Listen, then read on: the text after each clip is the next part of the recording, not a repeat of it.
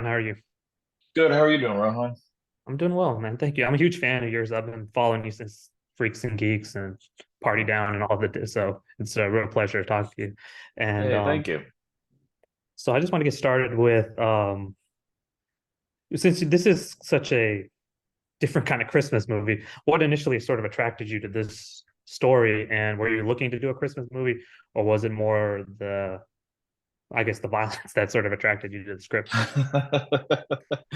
um, that's what I look for in scripts generally is violence. That's the first. I just gotta skim it for blood splatter.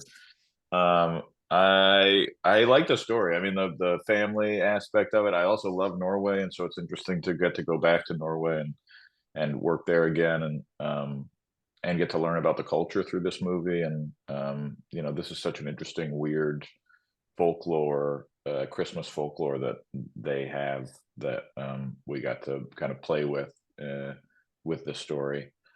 Um, so that was fun. And my cousin lives in Oslo, so I get to go back and visit him. And there were plenty of reasons to do it, to go do this movie, and I couldn't think of a single reason not to.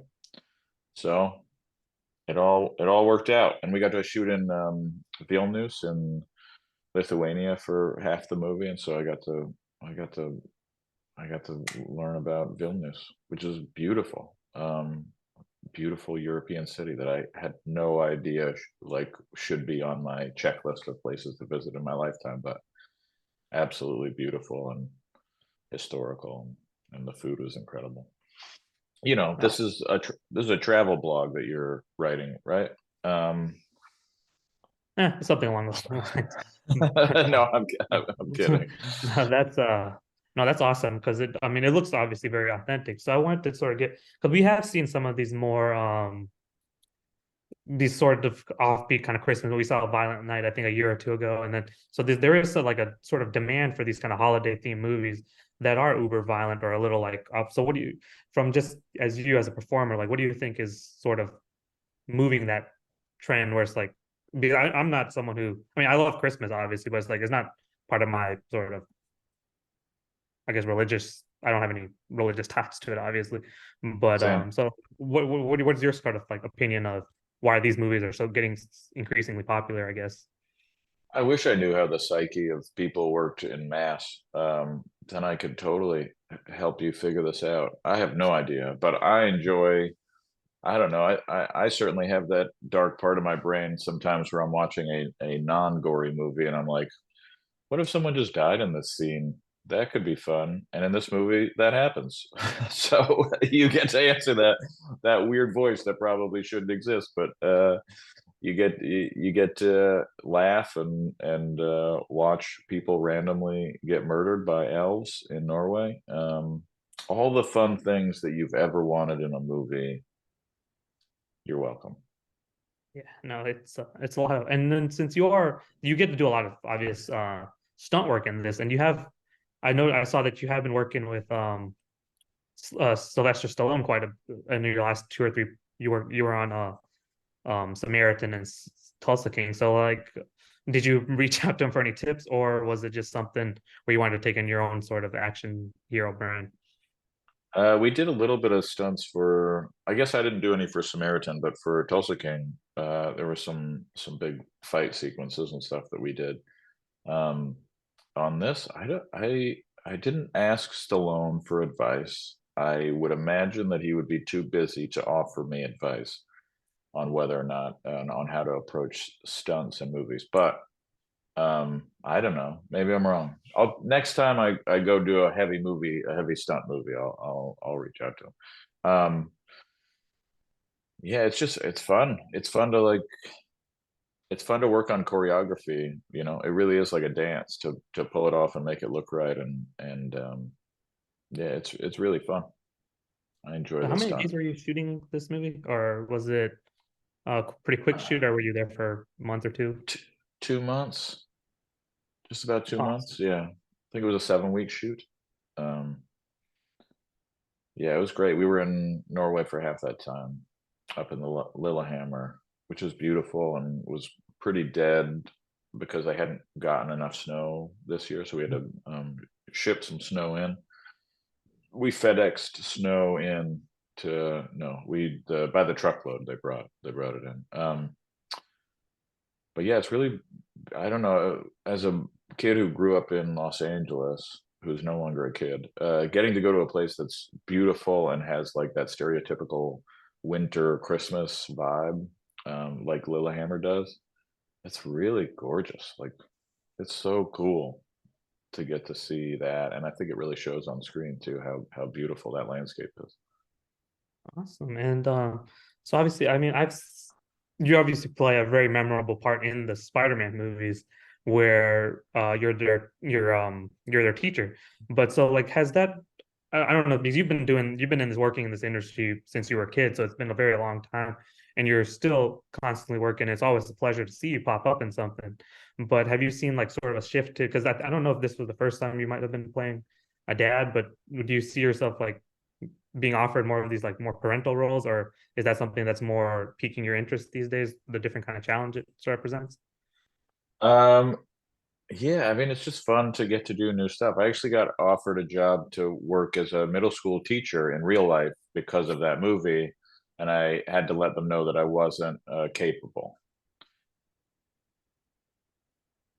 No, I'm kidding. That didn't happen. But my dad was a teacher, so when I was doing the Spider-Man trilogy, my fun part in that, I kind of got to channel him a little bit.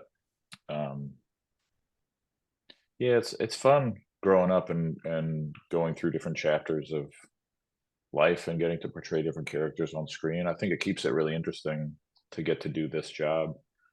You know, if you got stuck in like a teen movie for your whole life, that sounds like torture. But to get to play all of these, I've really had been very fortunate to get to do a lot of different stuff, and yeah, this is another chapter. I got to go kill elves in Norway. So I hope I didn't ruin the ending. Some no elves were hurt in real life because elves don't exist. Uh-oh. Did I shit, I broke the fourth wall. No, no one was hurt in this in the making of this movie. Luckily. Those some things can happen. Yes. And since you do get a obviously Silicon Valley is another fantastic show you were on, but then you're also like your style of comedy is very you have a sort of you have the dry wit, which is it's not easy to write, I would assume, and you also have because you and then another things like in this movie and in what you see in Spider-Man and stuff where you're playing the straight man. Is that something you're working with the director and writer when you're performing, like to make sure you nail that humor, or is that something that's on the page and you're just taking from it, or is that what's sort of your input on those kind of moments? I guess. I don't know. I guess a lot of it for me is instinct. So the way that I read it on the page, hopefully my instincts are right, and if they're not, then somebody will come in and help me give the read that they're looking for. But I'd say that that tends to be pretty rare. Hopefully, I've figured out comedy by now. I've been doing it for a long time. But yeah, I mean, I'm just fortunate that I get to work with people who I can trust you know, I work with people who I love and respect. So if they have any thoughts or ideas, I'm so excited to learn something and grow and try something different. Um, and yeah, what a wonderful world Yeah. And is the so since tagline. That's the tagline for this movie. What a wonderful world. There's something in the barn. yeah. And then since there is a lot of since the movie is filmed in Norway and did you find yourself having a little more leeway with the amount of violence and gore that you're able to sort of protect? Because it gets like the movie is bloody, like you've seen it obviously, so it gets did you have a little more leeway, or was it did you find it relatively similar, or were you able to like experiment a little more than you thought you might be able to? It wasn't as bloody as the last Norwegian movie I did, so I think my bar was set pretty high. But yeah, it was especially the sequence where the sheriff dies and we get splattered with blood. Spoiler alert. that was intense and freezing cold, and more than anything, I worried about, like, because it's obviously a wet mixture that makes up blood. So what they sprayed on us, like we're out in freezing cold weather, and the kids are, um, you just don't want people to get, I don't know, you don't want to like pour water on somebody out in the ice cold weather and then um, make them sit out there for too long. So some of the stunts felt a little taxing, but otherwise, I mean, it's still fun to get to do all that stuff. Um, and I don't know how much like practical blood. I guess we used quite a bit of practical blood, but I did this movie Dead Snow 2, 10 years ago, and that had some pretty insane amounts of blood. There was so much blood. I think we kept the blood industry in business because of that movie for those 3 months. And there is a whole industry, and we went direct. We actually farmed that blood through the hospitals, so we use real. I'm kidding. Um, we use all the leftover, the stuff they couldn't use. Obviously, we didn't want to waste. Yeah, it's fun to get to do a movie where everybody's all bloody for the whole movie. Mhm. No, I get Um, that. Yeah, no, absolutely. I mean, it looks cooler than it should probably, but I'm sure I was just imagining what the experience was like filming. But yeah, and you're also in I mean, in a lot of things I've seen you, and you're obviously come in and often steal the show. Gilful, chortling balls, and all that stuff. Um, but sorry, I butchered the dialogue. But so like when you come no, in, you did great. but you're when you come in to steal the scene versus like on this project where you're the leading man, do you find an extra sort of responsibility on your shoulders when you are, the number one on the call sheet, where you're, are you taking notes from other projects you've done in the past, and or is it just like instinct, or is it experience, or is it a combination of everything? I don't know. I don't really think about it that way, I guess. I mean, the story always felt like um, um, the elf and Lucas, the son. It always felt like that was the heart of the movie to me from the beginning. So it definitely like feels like more of a ensemble than I think it did when I read it. But yeah, it's fun to get to do a family movie like that and mess with the dynamics of it, and um, because a lot of those are family archetypes that are ingrained in me through watching 90s movies and um, and when I was growing up, and to get to kind of like play with that story and those archetypes and break some of those molds and just play with that is really fun. um, and to get to do that with blood on your face, what's better? Yeah. And so I have to ask about the actual, the elves. Were If you they? have to. Yeah, I don't know. I don't think I saw it in the credits or not, but were they actual performers, or were they puppets, or was it Oh no, something? it was all, yeah, wonderful, very talented human beings were all of those characters. Paul came in from the UK, and Kieran played the main elf that kind of connects with Lucas. He's been in so much. I want to say he's in his 70s. I think he is, but he just has had quite a storied career, um, and everyone in the movie is so incredibly talented. But get to watch Kieran bring so much life to a character that only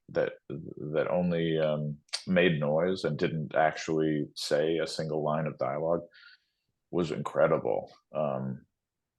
Yeah, I thought he did so much with so little, uh, and is truly the heart of the movie in such a wonderful way. I think he's great. We were really lucky to have him be a part of it. Yeah, no, yeah, he's absolutely phenomenal. I mean, the amount of makeup that they had, these were just, it's extremely well done. And so And I do have to, I was kind of curious, is like, since you have you had any conversations about, I don't know like what sort of status or when you would hear about this, but have you had any conversations about potentially returning to that sort of Marvel universe, or is that something you're interested in, or are you looking for sort of different kind of challenges? I had such a great time working on those movies. Jon Watts was so fun to work with as a director and gave a lot of freedom to me and you I don't know what I expected going into it, but it certainly wasn't to be able to have any room to improvise and play um and I think I was really lucky to get to work on those movies and get to um try stuff and get to play with the comedy in that world. Um, yeah, I would love to go back and do more of that at some point. I don't know what's happening with because I think there is a new movie happening, but I don't know as of now whether I'll be a part of it. But I would obviously love to be. Is I don't know, I'm just curious, kind of curious, because like, are you being, after doing that, I'm sure your profile sort of changed, and so like, are you being more recognized for that in these days, or Silicon Valley, or is it still Freaks and Geeks, or something else you've done? I I love have no also love the idea. recent season Party Down. So Oh, thank you. Yeah, that's so fun. I mean, I hope we get to go back and do another one of those. Yeah, I have no idea. I don't leave the house much, and I try to walk past people quickly. So if people recognize me, I'm not aware of what it is usually. Um, yeah, I just I frequent the same places. I'm a creature of habit. Um, so uh, I'm not walking up to people and asking them if they recognize me and what from. But maybe I'll start doing that because so that I can answer this question properly next time because you deserve a uh, good answer. uh, yeah, and then you mentioned the most recent season of Party Down, which kind of set the perfect season. So have you? I'm assuming you haven't heard anything about a season four yet, or is that still sort of? No, not yet. I hope so. I mean, I sat down with, I had dinner with one of the executives at Stars not too long ago, and it'd be, I think there's no one that doesn't want this to come back and happen again. Um, it's tough with timing and schedules and Adam is so busy, and Lizzie is so busy, and Ken is so busy. Jane and Megan obviously will always be busy. So it's just like an incredibly difficult group of people to try to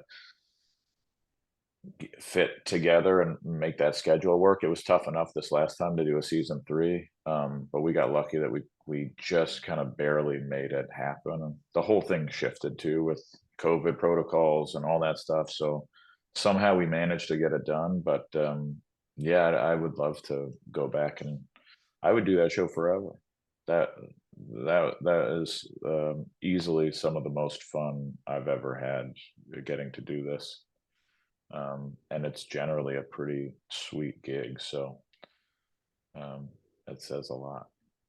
Oh, Um, I can't even imagine that. It's such a good show, and I know I don't know, like with all the another show, Silicon Valley was very ahead of its time, and kind of, I don't know, on some level maybe even predicted what's kind of going on today with like the AI stuff. So have you ever had any conversations with those guys about, and I don't know, even doing like a sort of revival, or was that just something that you're like, that was just that story and that's done with, or is the that even Silicon still Valley, there? Yeah. I mean, when it ended, we were all talking about the potential of picking it back up again in a number of years because the way that it ended, there's like that flash forward to 10 years in the future, and so they even then they were toying with, well, maybe we'll come back and pick it up again in 10 years, and that'll be the seed that we grow from is that flash forward. But I don't know. I don't know what to me it feels too ripe. Like I don't know why we wouldn't be doing it already. There's so much there's constantly I mean, the people that are gravitating towards tech and like I don't know, these like mega billionaires and it's such a ripe world to parody. I don't know why we're not doing it right now. I'm baffled by the fact that we're not shooting it right now, because it would, I know that it would just it'd be so funny. Um, it's so fun to play in that world. It's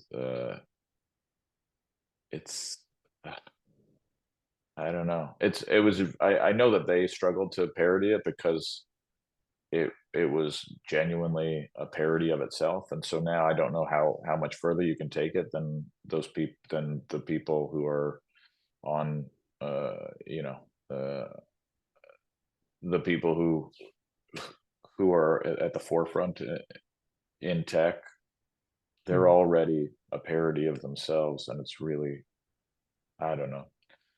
I hope we get to do it. That was the longest winded answer of me saying yes. I hope we get to do it, but I don't have any word on it. Yeah, no, I just was curious because you see it and you just think of what uh everyone's sort of opinion on that show, what Silicon Valley's take on what's happening today would kind of be, and that would be yeah, it would be very funny. And I should and hope I so. and when you have when you're doing something like Spider-Man, which is like this $200 million blockbuster that you're making, versus, and then you're coming to, does that change your sort of viewpoint of movie making, or is it sort of like, no, it's just all about storytelling, but with a different budget, or are you sort of trying to mix and match what you learn from every project onto your, sort of next projects? I mean, it's always about the characters, so my job never changes no matter how much money is supporting the production process. But yeah, it's definitely like fun to go and be a part of those giant movies, as well as it's so fun to like get to hammer it out in the trenches and try and make something on a very finite minimal budget. But obviously, the older you get, the more you just like want the luxuries are nice in this world. So, um, but certainly, um, both have their advantages, and there's less weight, I think, on a smaller budget. So you have fewer people trying to give their input, and so it can really be a single-minded endeavor, like a one person, the director, really having the power that should be put in their hands, which is kind of just rare on the bigger the budget. Although I will say that I think Jon Watts had um, he really, I think, was the captain of that ship and did such a great job on those three movies, and is so capable. And I don't know why I didn't expect that process would be that smooth, but it was really fun to get to go work on those Spider-Man movies, and get Yeah. to play and improvise. And I just didn't expect it to be that free.